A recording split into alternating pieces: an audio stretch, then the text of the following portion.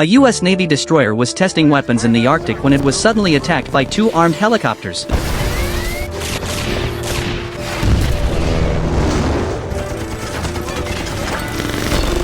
The two incoming armed helicopters were quickly taken down, but they weren't targeting the destroyer, they were after the two accompanying biologists. One of the biologists, under the captain's coercion, revealed the truth. Just 7 months earlier, a supervirus had started spreading in Egypt and rapidly spread globally, with no known cure once infected. The two biologists on the destroyer had found a pathogen sample from an Arctic seabird, which would soon allow them to create a vaccine. The destroyer's true mission was to protect these two biologists. At that moment, the headquarters suddenly made a video call, but it was the First Lady on the screen. To ease the captain's doubts, the First Lady explained that both the President and the Vice President had died from the virus, and other surviving officials were now hiding 60 meters underground. The only ones still safe were on this destroyer, and these two biologists were humanity's last hope. Faced with this sudden news, the captain ultimately chose to inform all the soldiers on board, then head to a biological laboratory off the US coast to stay until the vaccine was developed before returning to the country. However, as the destroyer crossed the European coastline, it suddenly detected a nuclear bomb exploding over France. The electromagnetic pulse caused the destroyer's engines to stall,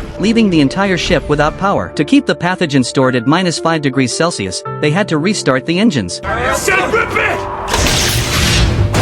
Eventually, the power system was restored, Badass, Captain. and the destroyer quickly escaped the nuclear radiation zone. That night, they spotted an Italian cargo ship. Soldiers, wearing protective suits, risked boarding it but found no survivors. They took all the food from the ship and immediately withdrew. One soldier slipped while descending the stairs. His helmet fell off, exposing him to the air. His teammates tried to put the helmet back on, but it was too late. No! A week later, they reached the US coastline but couldn't contact the First Lady. The captain realized she might have also been infected and that returning now would mean certain death. Ultimately, the captain decided not to return to port until the vaccine was ready, but this left the destroyer facing crises of food shortages and fuel depletion.